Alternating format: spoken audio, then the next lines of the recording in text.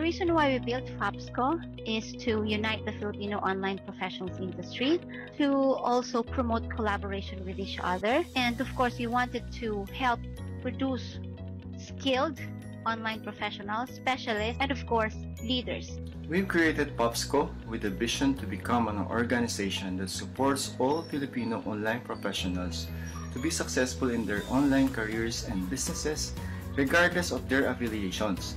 I joined FAPSCO because as an online professional who's working at the comfort of my home, I needed other individual can share with me on this freelancing journey. The reason why we have built the Filipino Online Professional Service Cooperative is to help DICT graduates, aspirant freelancers, and this is also to help them develop, explore, and acquire new skills when it comes to online professional industry. Ang paglambo o kalampusan sa usa ka organisasyon nagadepende sa kalidad sa mga miyembro o mga lideres niini. Ang FAPSCO dili lang adunay maanindot kayo nga advokasya o misyon na matabangan kitang tanang mga online professionals na magkahiusa, mulambo o mutubo kita sa atong pagpanarbaho o pagnegosyo online. FAPSCO for me is a digital opportunity for me to develop and share my skills. I joined FAPSCO as one of the founding members because I knew FAPSCO is going to be backed by other veteran online professionals and freelancers, thereby having an experienced, solid, and passionate founding members that we have today. I joined FAPSCO because the vision of the co-op aligns with my personal vision to provide much-needed support to online professionals nationwide. I joined FAPSCO because the people that I've met have the same values, mission, and vision as mine, and that is to provide assistance, free training, and coaching to those who wants to jumpstart their career as a freelancer. I joined the FAPSCO community because it promotes collaboration instead of competition. I joined FAPSCO because this is a group with a helping hand. I wanted to be part of an organization that would be a pioneer group of individuals who will be working to promote online freelance. It's a great privilege to be part of the first national-based cooperative for online professionals. With a pool of seasoned freelancers, business owners, digital jobs, PH trainers, and trainees in our community, I got to connect with them and grow my network. So joining an organization like FAPSCO helps me develop leadership and digital skills within an environment of my peers. My FAPSCO family is a community that helps you nurture your skills and help you gain the knowledge and the skills that you need. One of the reasons why I joined FAPSCO, it is important for us to have a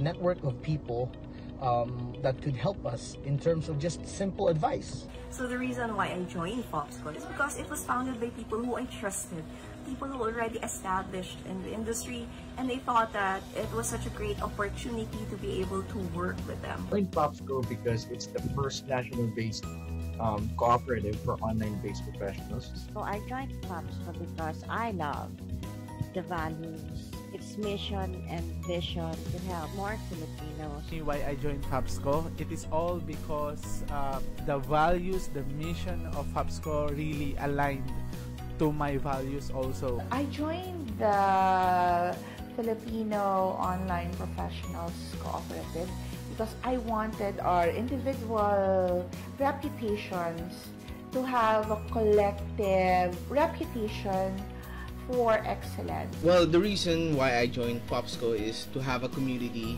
where I can grow as an online professional. The reason why I joined FAPSCO is to give back to the community and be able to help each other. I joined FAPSCO because I want to share my skills and my talent with all online professionals. The reason why I joined FAPSCO is that I don't want to miss the opportunity to join the first cooperative that is created specifically for online freelancers. I joined FAPSCO because I can see that it will help me improve and develop my skills and my personality. I joined FAPSCO because I am very inspired with their achievements and advocacy in promoting and helping Filipino freelancers. Being a member of FAPSCO surely brings a lot of wonderful memories on how I started out with my career. I joined FAPSCO because I want to be a part of this online professional community where I can gain more knowledge, skills, and support from the group. I joined FAPSCO because harmonious FAPSCO family relationship and understanding between business associates that bring me a peace of mind. Why choose FAPSCO? They offer opportunities and trainings for freelancers. First national-based cooperative for online professionals, which is FAPSCO, a community of expert freelancers in the Philippines, which gave me the opportunity to further hone my skills in social media. I joined FAPSCO because I believe in the mission, vision, goals, and objectives of the organization to further enhance and develop the industry of online professions and virtual work in the Philippines. I joined FAPSCO because I saw the potential growth is not just reaching one's goals and being successful, but there is camaraderie. So I'm here with FAPSCO, and this is my way of paying it forward to the guidance that I also received when I was a startup. Joining FAPSCO, I finally found my home, a family, a community of like-minded individuals who share the same passion, vision, and pains.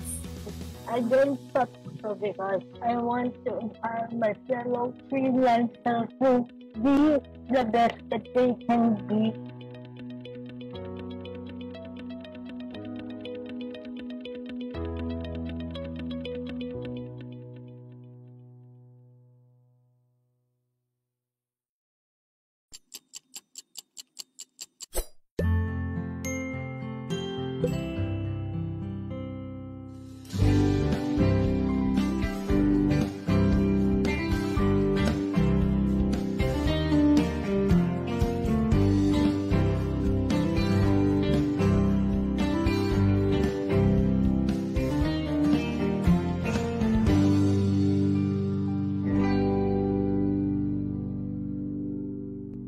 Yung first time ko nga po ay nagkapapok. Hello, good afternoon, good evening, everyone. Welcome to Pops Talk, friends and online professionals. This show is for you. Pops Talk is brought to you by FAPSCO, the national-based cooperative for and by Filipino online professionals.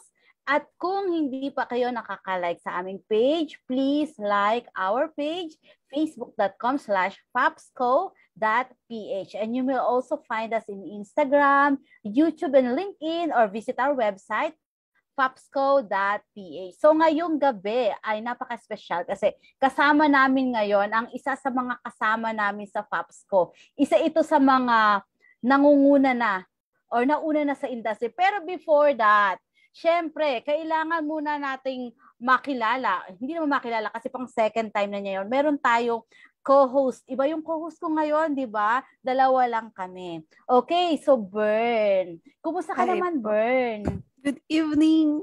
All is well naman po. And I'm so thankful to be part ngayong gabi sa inyo po as a host. Kumusta ang iyong week ngayon? So far, ano naman po, mabuti naman po. Kasi I just have a new client kanina and magsa-start na naman kami next week. So, yun. Congratulations. Meron kang bagong client. Yung exciting another naman po, opportunity. Local naman po this time. Okay, I'm so happy for you. Okay, ako naman, syempre, same pa rin naman, naghahanda ng mga meron kaming talk kasi this Friday. So, medyo inihahanda yung presentation yung pinagkakaabala ko. So, busy tayo. Pero mayroon tayong kasama na busy din.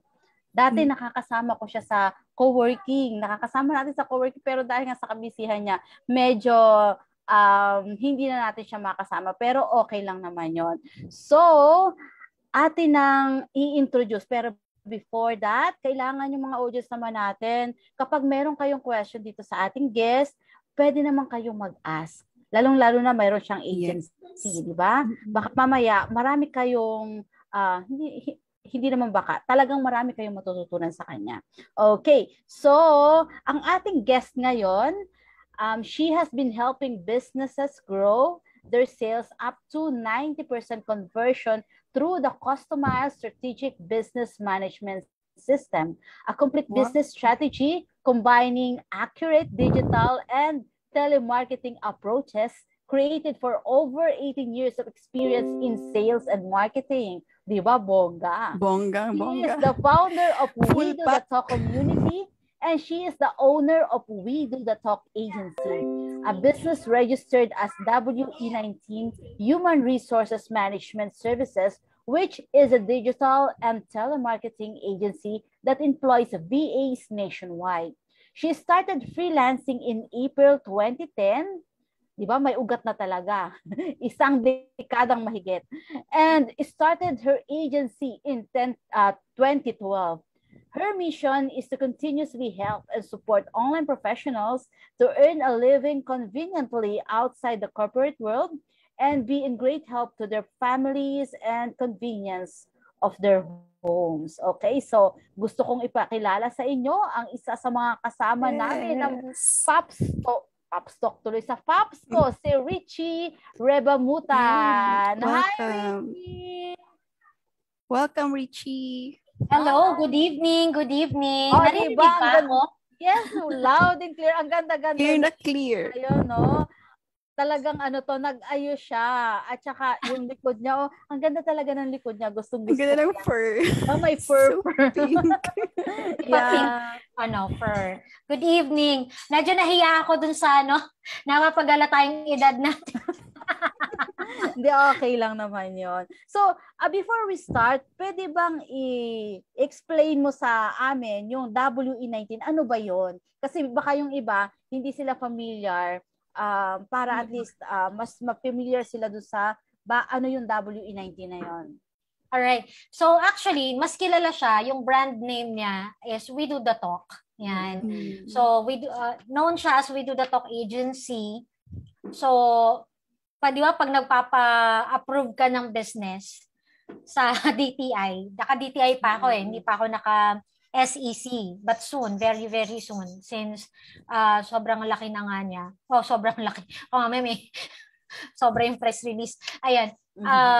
Nahirapan akong ipa-register yung We Do The Talk as is. Kasi maraming tawag ito, parang technicalities na kailangan sundin sa DTI.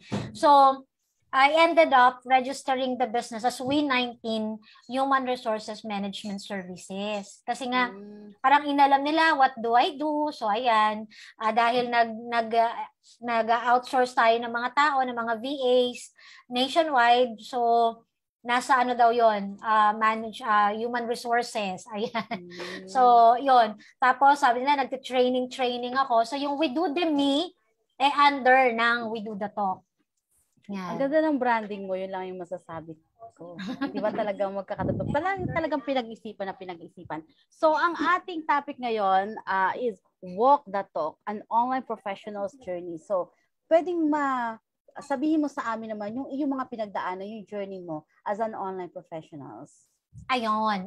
I started, rinig kanina, April 2010. So, prior to that, nagbuntis kasi ako, nanganak ako dun sa bunso ko. So, as we all know, pag nanay tayo, ang hirap iwanan ng anak. No? So, bumalik na ako after 3 months ng maternity leave. Hindi ako nakakabuo ng 1 linggo. Lagi akong absent. Lagi may dahilan. Lagi may sakit. Or may sakit. Ang pangit pa naman dahilan na may sakit yung anak ko. Walang mag-aalaga ng anak ko. So, may isa akong friend na nagsabi, uy, alam mo, hindi ka naman nakakabuo ng 1 linggo. Ba't hindi ka na lang mag-work from home? Ayan. So, doon ko unang na-meet ang Odesk, ngayon ay Upwork. Yan. So, one of the, siguro may mga nag-umpisa pa ng 2009, 2008 sa Upwork. Pero na-discover ko ang Upwork 2010. So, from there, doon nag-start. Nag-agency muna ako. Then, after 3 months na nakita ko na uy, teka, mas malaki sweldo dito compare sa bumabiyahe ako araw-araw, wait lang, nag-resign na ako after 3 months. And then, from there, naghanap na ako ng sarili kong client. I would say one of the hindi ako masyadong nahirapan sa transition kasi ang forte ko ay B2B sales. So I already know how to communicate with business owners. So parang hindi ako nahirapang ibenta yung sarili ko, saka yung mga services. Pagdating naman sa services, kahit hindi ko alam, go. Basta nakita ko doon sa description, parang kaya ko naman to. I would say noong time na yon, walang ganito walang mga training, diba? Hindi available yung mga training. So, bahala ka sa buhay mo at that time. Yes, wala kang hihingan ng tulong kundi sarili mo at si YouTube University.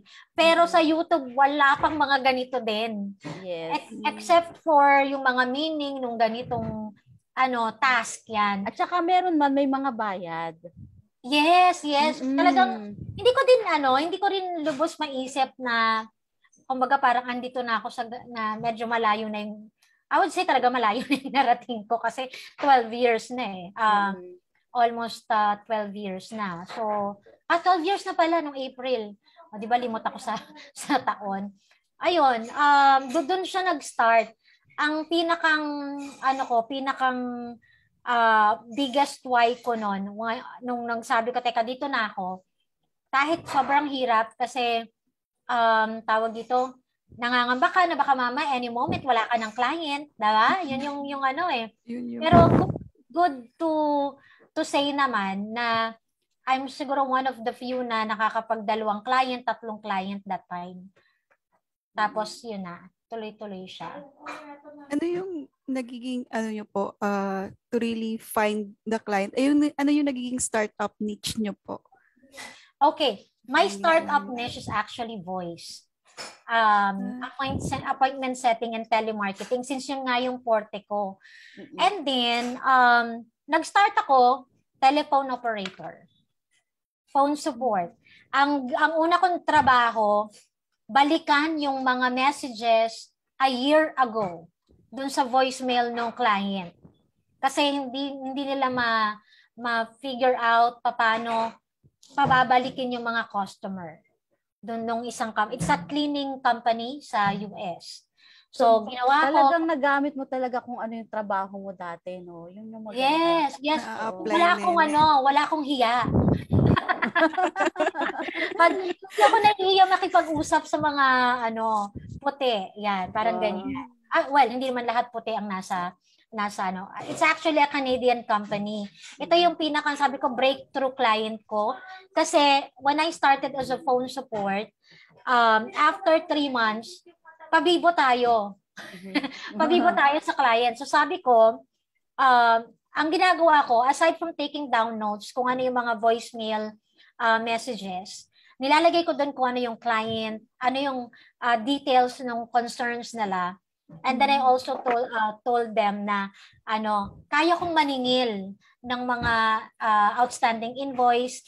If you want, pwede ko siyang isama sa task ko since 8 hours a day akong mag-work for you. And then inayos ko yung CRM nila. In-update ko lahat. Ano lang yon, parang patikim, parang ganyan. So I offered my services since 8 hours naman akong bayad. And then sabi nila, ang laki ng naitulong ko. So after 3 months, I became their project manager. Wow. Talagang kapag ibinibigay mo yung best mo at nakita ng kliyente yung value mo, hindi sila magpapatumpik-tumpik na ibigay sa iyo yung nararapat na sa iyo. I actually became a general manager parang wala pang 1 month kasi hinawakan ko agad yung sales nila. Sinasabi ko, ito talaga yung forte ko, sales. So, yon. And then I hired na people. Doon nag-start actually yung pag-hire ko ng mga VA under me. Napakaganda talaga ng start mo. Hindi kagaya ng ibang mga freelancer na talagang nahirapan. Kasi nga, sa'yo kasi parang andali lang ng transition from yung sa offline, andali kasi naggamit mo lahat ng ginagawa mo. So, bukod sa yung syempre money, 'di ba? Si mga Judith na motivation. Ano pa yung iba mong motivation na para mag-work online? Okay. My greatest motivation, syempre, I would like my kids na may bigay ko sa kanila yung gusto kong buhay para sa kanila. Kasi ako, tawag ito, medyo tayo parang rags to riches yung story ko. Kung ako, ayokong, parang yung common ng mga parents na ayoko maranasan nila yung buhay na naranasan ko. So I really would like them to experience yung nabivisualize ko na gusto ko sa private sila nag-aaral, gusto ko de kotse, gusto ko, alam yun, maraming property. So one of my greatest motivation are my kids. So yung kids ko, I have an 18-year-old na lalaki, tapos may 12-year-old ako na babae. And kasi, tawag dito, pangarap ko talaga na, siguro nasa, ba yun, parang, ang mission kasi ng company ko is, gusto ko talaga lahat ng tao, kumikita ng pera, pero nung sa bahay lang. Yun yung aking, yun yung aking, parang mission and vision. Pag nag-check kayo ng wedothetalk.com na site, no, yung aming company website, yun talaga yung mission and vision niya. Gusto ko makita lahat ng pamilya kompleto, nasa isang bubong, pero kumikita ng pera. Di ba, nabanggit mo na 12 years old yung iyong anak, right? So, maliit pa siya talaga na mag-start ka ng freelancing. Yes! So, paano mo siya ginagawa na freelancing ka tapos napakaliit mong anak? Ano yung mga ginagawa mo nun? When I started, pa ako nun, part-time muna. Pumapasok ako sa gabi, sa call center. So, tapos uwi ako, pasok ako ng 9 ng gabi or 10, depende sa shift. Uwi ako ng umaga, mga 8 or 9 din. So, alagaan ko muna yan. Minsan, pero meron siya nag-aalaga. Pero hands-on talaga ako. So, minsan nakakatulog na ako 12. Minsan nga tinatapos ko pa Itbulaga. O kaya show na. Alam mo, tinatapos ko pa, saka ako matutulog. Gigising ako ng 4. Kasi ang shift ko sa Australian client ko is 4 to 7. Yan, kasi residential din yon. Parang appointment setting lang yung yun yung unang-una kong gig free dun sa isang client. It's under TGM Manila. Shout out sa aking kauna-unahang agency na naka-collaborate ng tiwala sa akin. Tapos yon, talagang nung nag-full-time na ako, meron akong yung maliit, pagbabalikan ko nga yung kwarto na yon, CR na namin ngayon, dun sa water station na siya. Hindi na siya bahay pa rin, pero parang nakakatuwang balikan na yung maliit na space na yon, pag pumasok ka, yung sa likod ng pintuan, nandun yung computer ko. Tapos yung paglingon mo sa likod, kama na. Ganun naman talaga nag-start, no? Ganun lang kwento. Ginagalawan kong space. Pero doon nag-umpisa ang lahat. So pag work ako dyan, so pag umiiyak siya, kaya ko siyang ang magandang part, parang baby pa yung mga anak ko, they know that I am working. Hindi sila yung, pag sinabi ng daddy nila or nung nag-aalaga na, uy, hindi ka pwedeng pumasok sa kwarto or bawal ka maingay kasi nag-work si mommy, naintindihan nila. Actually, nung naka-adapt na. Pag naaalala ko nga, nung nakakaintindi na yung anak ko, narinig niya ako, thank you for calling. This is Angela Torres. Ganyan. Angela Torres is my pitching name. Layo sa pangalan ko. Sabi niya, Mommy, you're a liar. You're not Angela Torres. Your name is anak ko. Correct. Nakakatuwa naman. So far for since na nag-start ka dito sa freelancing career, ano yung pinaka-unforgettable experience mo, job experience?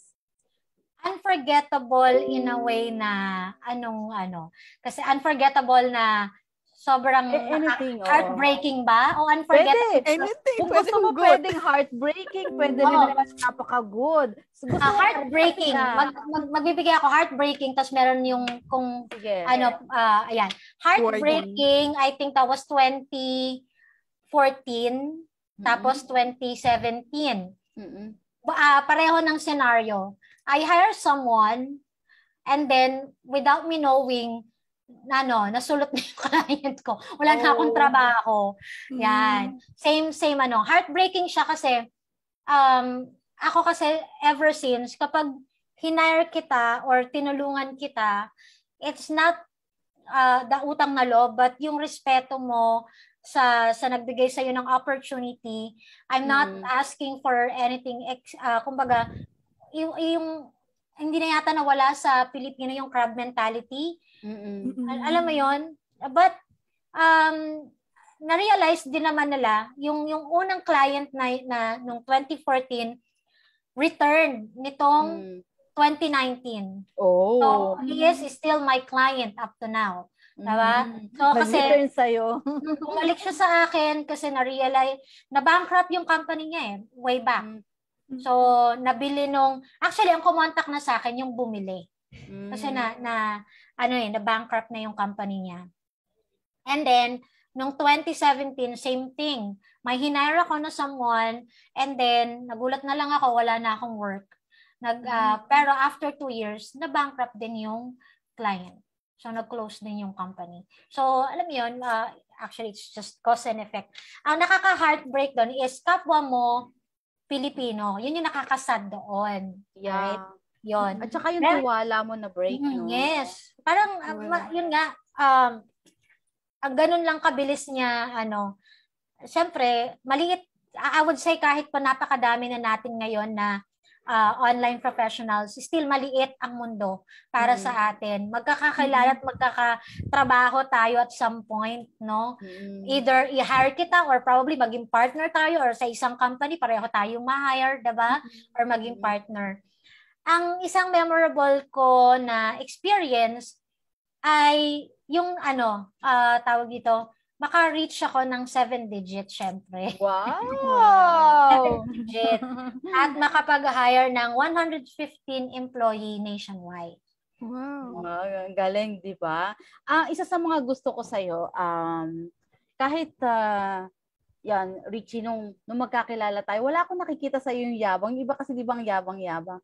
Yun yung gusto ko sa'yo na meron ka ng mga ganyan, mga employees, and nasa matagal na, isa ka sa mga institusyon dito sa industry natin, pero maayos pa rin, diba? Parang Richie, parang hindi mo ma-feel na she's somebody na, di ba? Maganda yan. Mas mahirap kasi yon pag hindi ka na nakaapak sa lupa. Mahirap lumagapak. True. Dapat nga, yun talaga dapat. Kasi yung iba, pag masyadong, di ba, ang taas ng lipad, pag lumagapak ka nga, medyo masakit din. Bern, do you have a question? Yes, na-curious ako kasi nga with all the rewarding and from the bottom, yung smooth ng transition. I would like to know what are your top values in life that really help you out na consistent kung ano yung ginagawa mo ngayon sa as online professional. Yung pinaka-values talaga sa akin is alagaan mo yung kliyente mo. Kahit gaano pa kahirap yung sitwasyon, it is you that will hold yung nasa atin na mga virtual assistant, nasa atin na mga partners. Always treat yourself as the partner of your client. Minsan kasi ang mindset ng karamihang freelancer or VA, thinking nila empleyado sila. That's why they are only giving what is being asked. Yun yung laging So, ang values lagi is 100% ibigay mo. If you can give actually 120 to 200% of your effort, ibigay mo. Kasi kapag naalagaan mo yung client mo, they will also take care of you. But of course, you have to, i-measure mo pa rin kung kung naalagaan ka din ng client mo, di ba? Meron namang iba Baka kasi na-take abuso. advantage, no? Yes, abuso naman. I don't know, but marami ako nakikitang mga posts that medyo toxic na yung client nila. Hindi ako may mga toxic akong client, but communication is the key. Ayan. Yes. Always communicate with your client. Even if it's something negative, mas kailangan yung pag-usapan if it's something that will it already affecting your work na, no, yung productivity mo, most especially always show up. Yan, show up. Iba kasi hindi naman siguro mahirap mag-message. Ayan, lagi ko 'to sinasabi sa mga VA ko. Meron tayong SOP. It's the same thing when you're working sa corporate, no? Sa school nga, kapag hindi ka nakapasok, may excuse letter. So it's the same thing when we are working, no? Always notify, always communicate. At, ayun na nga, no? We always actually, we deliver. Deliver the message. Ayan. On time. Kasi kaya tayo kinukuhang partner, kaya tayo tinatrust sa services natin is because they need help, they need results. So, ayan. Let's be truthful always, no? So, I would say, care. No, yan yung and communication. And care and communication. Yes. At saka ang isa pa, ma-add ko doon regarding communication, kailangan din pag-usapan din yung client expectation. Kasi yung expectation ng kliyente mo nandito, tapos nandun ka naman, parang ganon, yung alam mong trabaho mo. So, kailangan pag-usapan nyo yung expectation ng kliyente nyo para at least, syempre, magiging masaya siya kung nare-reach mo yung expectation. Kasi baka mamaya binibigay mo yung best mo, pero hindi pala yung ine-expect sa'yo ng kliyente mo. Yeah. Ay, ito, isang tip siguro na masasabi ko, okay po. Yung end of day report, if you're not doing it, ako kasi, ever since nag-start ako, until now pinapagawa ko yan sa mga VA ko, end of day report. Even if the client is not asking for it, you give your report. What have you done? What have you accomplished? Kung hindi mo kayang at hindi naman nire-require din ni client, at least end of week report, diba? So ito yung mga task, lalo na may mga client kasi na sobrang pagka-micromanage naman nila, hindi walang hinihingi. But still, those are your documentation of what you are doing. So pag merong darating kasi ang point na magtataka siya, magtatanong, at least you are backed up with documentation. Ay kayo, ito po yung sinasabi ko, ganyan. Sinasubmit ko po yan on a daily basis or on a weekly basis. And isa pang masasabi ko talaga na interview or discovery call, whatever it is, whatever you call it, may mga clarity call pa na tinatawag, I would agree talaga kay Ms. Charlene. You ask what is being expected of you. Kasi kailangan may target kayo eh. Unang-una yung sa tanong, ano yung goal mo? Ano yung problem? Ano yung pain point? Doon start talaga, yung goal. Baka mag-iba kayo ng goal. Yes, ano yung pain point ng client mo? Then you offer your solution. But then, bago ka mag-offer ng solution, you ask what is the goal or target. Para, pag nag-offer ka ng proposal, alam mo yun, tip sa mga sasend ng proposal para hindi ma-decline ang inyong proposal, you always answer what is being asked with a target. Dapat naka-question nyo yan, natatanong nyo sa client ninyo. At may clarity yan. So for, speaking of client, ano yung na-encounter nyo na pinaka-toxic na client at paano nyo siya na-handle po?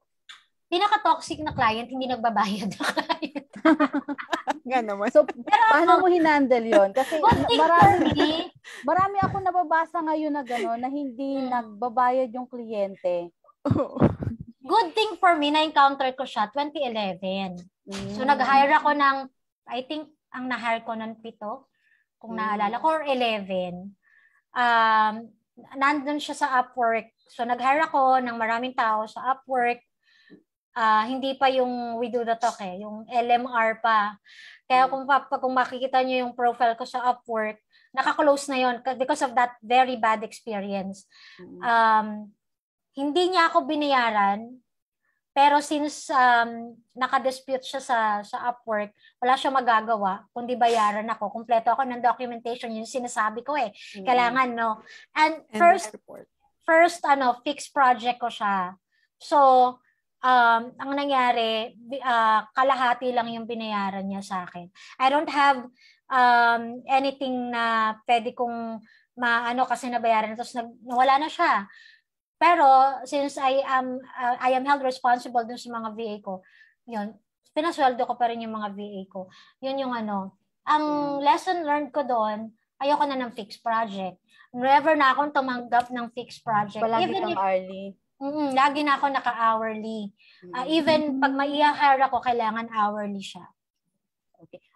Regarding sa pag-hire mo ng VA, no, paano yung process mo ng hiring ng VA? Baka mamaya kasi mayroon tayong mga audience na yun naman yung gustong malaman. Yes. Okay, I have two types of VAs, no? Meron kasi akong client na nasa Upwork. So, isang team ko nasa Upwork. Pero most of my VAs ay direct na. So, I have contracts, I have, tawag dito, NDA. So, magkaiba sila ng kontrata. Sa Upwork, walang problema kasi Upwork already has its own contract So, tawag ito. Pero same process ako. I have my own HR team. No? Yung may HR, may payroll ako. So, ganun din, screening and all. Tapos, meron lang akong since I also, dun sa We Do The Talk na community, doon nag-umpisa yung We Do Demi, which is also a training academy for all those who would like to learn virtual assistance, e-com, ganyan. Same ng tawag ito ng DICT, but this is actually ang aim ko is very limited lang yung estudyante ko. Kung sino yung nag-graduate, they are the priority for hiring. Kaya hindi na ako magti-train. Pag kailangan ko ng tao, doon na galing sa graduate ko, sila yung priority. Lumalabas lang ako pag tawag ito, pag hindi kaya ng mga graduates or marami na silang client. I am not tawag ito, hindi ko naman sila tawag doon, pinupush na sa agency ko kasi ang tinuturo ko is paano ka makakuha ng client mo on your own. So kung meron silang client, they can do so. Kung gusto nilang mag-apply under my team for a start, okay din lang. Ganun siya. Okay, maganda yan. Before tayo magpatuloy, gusto ko munang basahin yung mga comments. Wala pa naman ako nakikitang question. Puro mga good evening. Pero nag-hi din, nag-good evening si Professor Ron, si CJ. Hello, Professor. Si Professor palagi siya. Si Miyu, si Avic Flores. Hi, Avic. Si Sydney. Hi, Sydney. Si Jel. Andito rin si Jel. MJ. Ayan. Si Jocelyn, nandito rin, watching daw siya from Tayabas, Quezon. Si Veronica, nandito rin. Admin ko yan. Admin mo ba? Ayan. Si Jehan Foro, sabi niya present. So, hindi ba natin kasama si Jehan ngayon na nakatutok naman siya sa ating live. Good evening, Coach. Okay. At ang sabi niya, end of day report, sobrang effective daw yon. Okay. At sabi din ni Professor Ron, best accountability tool daw yung end of day report. So, yan yun. Okay, may kurong ka bang question, Bern? Tayo? So far po, what is your biggest fear sa sa actually, professional? Sabi nila, pag hindi ka na daw natatakot, hindi ka na normal, no? So, ang greatest fear ko, actually, hindi naman siya ganun kalaki kasi parang may backup plan naman ako, is yung biglang mawala yung client ko. Kasi, yung client ko is able to hire hundreds of VAs. So, pag nawala siya, pero parang malayo pa namang mangyari, no? Hindi lang ako yung mawawalan. Mawawalan ng work yung marami kong VA. So yun yung actually nung nung kasagsagan ng eleksyon, 'di ba, sabi pag nanalo daw si ganito, mawawala. Pero hindi naman kasi mas lumakas yung tawag dito, yung hiring, mas tumatag yung tawag dito, yung project na yon, yung campaign na yon. So, ang pinakang fear ko lang talaga is yung may mawawalang client. Kasi pag may mawawalang client, ibig sabihin, meron akong mataterminate na tao. Actually, yun yung medyo i-twist natin yung tanong. Ano yung pinakaayaw kong gawin as an agency owner? Mag-terminate ng tao. Nakakaano siya. Every time na may kailangan akong i-terminate, nasasaktan ako kasi parang feeling ko, hindi pinahalagahan yung work, yung opportunity. Tapos, kapag naman sila yung terminate ng client, mas na-hurt ako. Lalo na kapag hindi ko sila ma-back-upan. Halimbawa, attendance issues, communication issues. Parang sabi ko, parang hindi mo ako nagkukulang na every time na hindi kayo makaka-report sa shift ninyo, make sure na nakapag-email kayo, nakakopy ako. Kasi kung nakakopy ako at sinabi ng HR na hindi kayo pumasok, I'll be able to back you up na hindi, pumasok siya or nagkasakit siya, na ito yung documentation, ito yung email thread. Diba? Pero pag,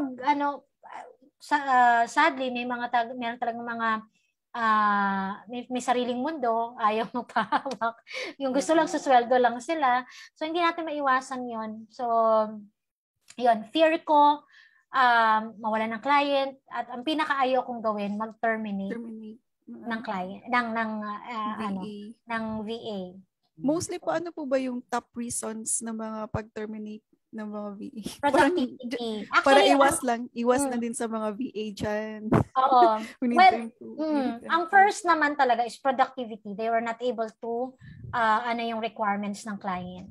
Kasi tinitrain sila. They were given with matrix, diba? Especially kung customer service yan, especially if they are answering tickets. Sandali lang Ayan. Di ba pinagalitan ko yung mama ko? Malarinig.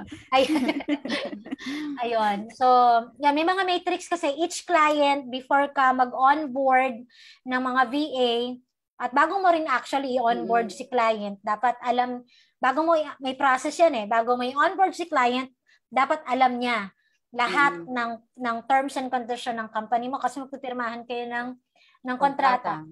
No? Then papasok na yung onboarding ng mga tao. So pag nag-onboard ng tao, same thing, kailangan maintindihan nila ito yung kailangan ni client. Ito yung mga requirements ni client. So if hindi sila sumunod, yun, productivity-wise, hindi sila nakaka-reach ng target, sumunod doon, attendance. Yan. Wala tayong magagawa kapag talagang, meron kasing, I don't know if this is actually a trend, pero siguro sa tagal ko na rin na nag-hire, at sa tagal ko din namang VA myself, I've been there. Alam ko na yung mga reason na nawalan ng internet. Alam ko na yung mga reason na walang kuryente. At alam ko na rin yung reason na napasarap ng pahinga at ayaw munang pumasok. So, yan. Medyo nakakabasa-basa na ako ng mga personality. Tapos biglang, hindi na ako nagkamali. Mga 2 weeks na, mataterminate na. So, may tanong po rito si Professor Ron. When it comes to terminating employees, mga ilang days nyo nire-release yung notice before the termination date? Yung notice? Yung termination, pinapatapos ko yung shift nila, yung cut-off. So, may cut-off sila with the client. So, actually, na-notify naman sila kasi I still have suspension. May 3-day suspension sila. Tapos, may final warning sila sa HR code. Para talagang isang company talagang no? Yes. Regular company na. May system na talaga. May sistema, may SOPs and everything. Maganda yung mo. Yung HR ko, automatic yon. sabihin niya sa akin, Mami Richie, si ganito po, ganyan. Okay, pakibigyan mo na ng final warning. Namumuro ka na. Yan. Tatawagan ng HR ko. So, yon. Shout out sa aking HR, baby. Baka nandito rin yung HR mo, no? Nakikinig mga nanonood sila. Oo. So, ikaw, Richie, di ba? Nakakaranas ka pa ba ng imposter syndrome? Sa tagal mo na. Yung feeling mo minsan ay kulang pa ang iyong kakayahan. Nakakaranas ka pa ba ng ganon? Yes. That's why I am continuously training and attending trainings. Kasi naniniwala ako na yung work natin as online professional is a continuous development. Kailangan dapat yung alam natin ngayon, bukas may dagdag. Yung alam natin kahapon dapat ngayon much better. Hindi kasi pwedeng yung alam natin yun na yun. Sa type ng competition ngayon, sa dami ng gustong maging freelancer, sa dami ng gustong mag-provide ng services, at aminin natin, sa dami ng gustong kumita ng dolyar, kailangan talaga yung ino-offer natin na services sa mga client natin, alam din natin on our own. Ako kasi, personally, wala na akong hawak na client. Wala na akong hawak na client since last year. Hindi katulad nung mga previous years, naipagkompetensya ako sa mga VA ko, kailangan ako yung malaking sweldo. Ganyan. Pero yun. Dumadating ako sa point na parang, teka, paano ko i-assist yung VA ko kung ako hindi ko alam yung sinasabi niya specifically. Since I am also offering training, dapat yung training na ino-offer ko sa mga nag-enroll sa Udemy is updated din. Or else, wala din sila makukuhang client. Hindi nila ma-i-apply yung skills kasi outdated na pala. Yun. Yeah, maganda yan. Ganun talaga tayo dapat, no? Continuous learning. Sabi ni Professor, nakaka-inspire daw po kayo. Di ba? So, ang question, if money was no object, what would you do all day? If money, parang parang sa co-working lang natin, no? Parang nagko-work tayo. Kung hindi question ng pera, ano yung kaya kong, or kung hindi mababayaran ng pera, yun ang kaya kung marami kang pera. Kung marami na akong pera. Oo, yung hindi mo naisipin yung pera, ano pa bang gusto mo? Kasi syempre, di ba, naka 7 digit ka na, di ba? Kung mas marami ka pang pera sa 7 digit. Anong gusto kong gawin? Oo. Mag-training pa din. Pero yung lilibot na ako ng buong Pilipinas. Wow, maganda yon. Nakapag-training na ako before, Cavite pa lang siya Quezon kasi malapit-lapit pa yun eh. Pero yung gusto ko makapag Cebu, Davao, ganyan. Ito, South Cotabato. Yan. Sa South Cotabato ka pala. Yes po. Ngayon ko lang nalaman, Bern. Ang layo mo pala. Nasa ng Pinas. Tsaka kumanta. I can do singing all day. Pala, may utang ka pa sa co-working natin. Oo nga. Makakapag-join na nga soon. Oo, join ka next na. Week, join na po ako ulit next week. Ayan, so antayin ka namin sa co-working, ha? Antayin namin yung iyong boses. Gusto namin mapakinggan. So, ano naman yung pinaka-favorite thing mo dyan sa career mo? Pinaka-favorite mo dyan sa career na ginagawa mo?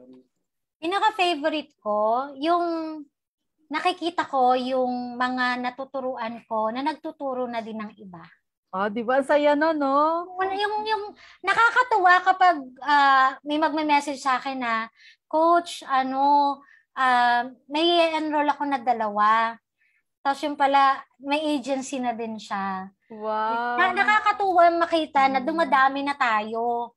Kasi, yun naman actually yung goal ko ever since nung nagawa yung way back 2011 pa yung page ko na na gusto ko makita talaga lahat ng tao na nagwo-work from home. Tapos yung wala na akong makikitang medyo women empowered pa ako, nakasentro ako sa women empowerment nung nag-start ako. Kaya yung We Do The Talk actually, women entrepreneurs do the talk ang una nun. Pero may mga nagreklamong tatay, bakit daw wala daw silang hindi kasali Women ng lalaki. Kaya naging working entrepreneurs do the talk siya. Actually, na-rebrand ko siya. Yung lang, yung meaning lang. So, yun yung gusto ko talaga actually, especially sa mga, tawag ito, yung mga breadwinner. Masarap kasing makita, actually, backstory niyan, yung husband ko, nag-OFW. Tapos may mga nakakatuwa ding marinig sa mga storya ng mga estudyante ko na I have students from Dubai, nakauwi na sila, nag-work from home na sila, hindi na daw nila kailangang mag-OFW. Di ba nakakatuwa? Kasi pwede, possible. Kaya pag may mga nagsasabi sa akin na, Ate Richie, maggaganito ako, bakit kayo aalis? Ganito lang, lalo na yung hindi ko naman nilalang because they are one of the best ng industriya ng Pilipinas, yung mga nag-OFW natin. Pero kikitain niyo po talaga yung kikitain niyo sa ibang bansa. Dito, sobra-sobra pa. It's just that, yun nga, kailangan lang nating alamin kung papaano. So, very grateful tayo na may PAPSCO, may Digital Jobs PH, ayan, may mga diba? Ang dami-dami na, hindi katulad nung nag-umpisa ako. Hindi lang ikaw, kahit nung ako dati, yung kailangan pa magbayad para ka matuto. And at the same time, pagkatapos nung binayaran mo yon, yung mga additional learnings, hindi mo siya basta-basta makukuha. Wala kang, yung sarili mo lang talagang aasahan mo. Yun. Hindi pa uso nun yung mga groups din. Wala pang masyadong ganun. Ngayon, nakakatuwa na. Parang nakakatuwa, oo. Marami ng taong gustong mag-spread ng good news. Good news. At ang isa sa maganda, kasi may nakausap ako dating foreigner, nag-interview siya ng regarding sa freelancing, sa ilang bansa yung pinuntahan niya. Ang natutuwa daw siya sa mga Pilipino kasi tayo, parang tinuturuan natin yung mga kapwa natin Pilipino para paano magtrabaho online. Ang tanong niya, hindi ba tayo na afraid daw na mawawalan tayo ng kliyente kasi we are teaching them kung paano mag-work online. So we're creating our competitors, di ba? Pero naman sa kanya, hindi yun kasi iba't iba yung niches, tapos iba-iba din naman. Nationwide, hindi lang nationwide, it's worldwide. So, tinuturuan lang natin sila pero we're not creating competitors kasi nga, iba-iba naman yung mga target natin at napakarami nila. At saka, hindi naman competitors, pero pwede kayong isa lang yung target, isa lang yung ginagawa ninyo. Pero pwede naman kayong mag-collaborate, di ba? Pwede ganun, you can help each other. Yun. So, Richie, gusto pa namin sana ikaw kausapin ng marami, pero medyo kailangan na nating magtapos. So, ngayon, may mga itatanong naman kami sa inyo. Papasok na tayo sa ating segment na Fast Talk. It's a fast talk. Kung saan kami merong mga itatanong na mga mabilisan lang sagot, hindi mo kailangan mag-isip.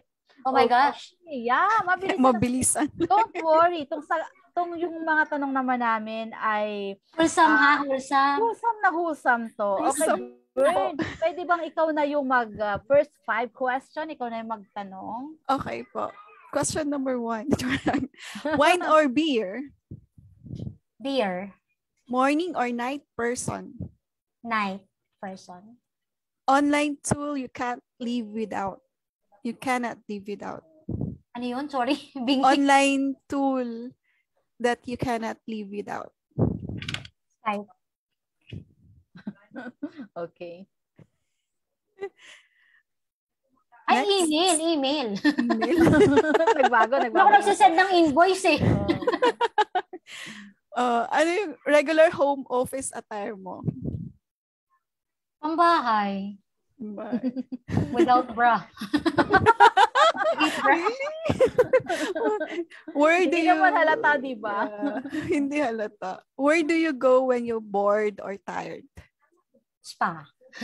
Wow! Spa. Gusto ko rin magpa-spa. Okay, next. Ako naman. What would your pet say about you if we ask for a reference?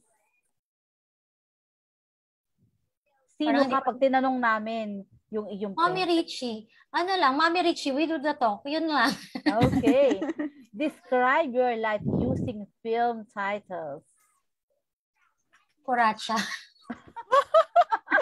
Nakakatuwa yun. If your life is a book, what's the title? Naku. Ano ba? Ano yung nakalimutan ko? Rich Dad, Poor Dad. Maganda yon. Who or what keeps you motivated? My life, my kids. Okay, so ito na, isa pa. May dalawa pa akong katanungan. What's the best thing that happened to you as an online professional? Change my, yung pamumuhay ko. Good. Next is what advice you could give to aspiring online professionals? Be hardworking as possible. It's all about mindset. It's all about mindset. You can make impossible possible. Yan, ganda nun, ha? So, Noted. maraming salamat, Richie, sa pagsama mo sa amin ngayong gabi. So, ang dami-dami ko ring natutunan sa'yo nung how you handle your people, di ba? Maganda yon. Isang gustong-gusto ko sa'yo, yung sinabi mo na alam naman natin, kasi kagaya sa DJT, sinasabi naman namin, and kahit sa regular office, alam naman natin na yung kailangan as hindi naman employee, kailangan kapag mayroon kang kahit yung kausap or kahit na kung saang trabaho, kailangan mayroong communication, di ba? Yes. So, napakaganda na talagang ini-stress out mo sa iyong mga naka-hire yung communication na gano'n. Kasi, di ba, sinasabi nga na yun ang medyo sa ating Pilipino. Hindi tayo masyadong nakikipag-usap. Yung nilet go lang natin. And napakaganda yung ginagawa mong training sa yung mga agent or ano bang tawag mo nga uli? VA pa rin. Sa yung VA na para mas ma-handle nila yung client nila. So, maganda yon. And also the report. Maganda yon. Yes. Kailangan palaging ipaalaala. So, thank you very much for sharing that. How about you, Bern? Isa sa mga I really appreciate tonight is how you value the customer service. I guess yun yung mga lessons learned ko this past few days about customer service, and noted ko yung you really give important to your client. Communication is the key. Yung madaming nag-agree din sa Facebook audience natin about the end of day reports. Mm-hmm. So very important yan sa as an online professional. So yun yung mga takeaways ko, and marami pa akong natutunan sa inyo. Thank you so much, Richie. Yes, thank you so much. Thank you din. Meron ka pa bang parting message sa ating mga audience before tayo really mag-end? Ako isa lang. Lagi ko to sinasabi, don't wait for the right time. Pag inintay nyo yun, hindi kayo makakapag-umpisa. Start now. Whatever you are planning, start it now. Kahit isang maliit na step, do it now. Huwag kayong mag-intay ng right time. Pag inintay nyo yung right time, mag-start kayo niyan next year pa or the following year. Nakita nyo yung mga gusto nyong gayahin or sabayan, ando na sa taas, kayo nandyan pa rin. Yeah. Dagdagan ko rin yan. Bukod doon, kailangan magkaroon kayo ng timeline. Okay. Yes. Kailangan yung timeline. Kasi pag yung ang target ninyo ganito, kailangan yung target nyo or yung goal nyo smart, time-bounded yan. Yes. Laging may figure, laging may date. Kasi pag hindi nyo nilagyan ng date, para kayong nagsabing magda-diet ako bukas. Ouch! Ouch! Ay, sorry. Real talk. Bitin na talaga tayo.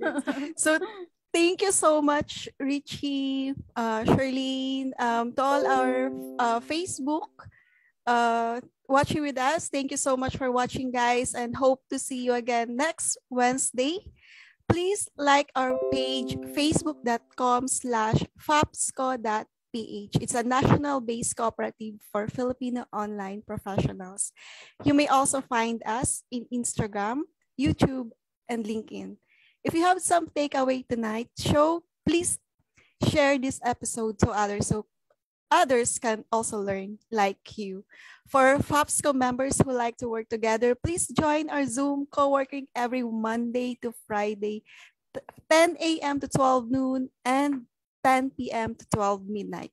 Just go to our bit.ly/FAPSCO work. So thankful for FAPSCO Media, our partner in giving you this wonderful show. Join us again next week for another show with another special guest. For our FAPSCO family, let's keep growing together. Bye, everyone. Thank you so much. Thank you.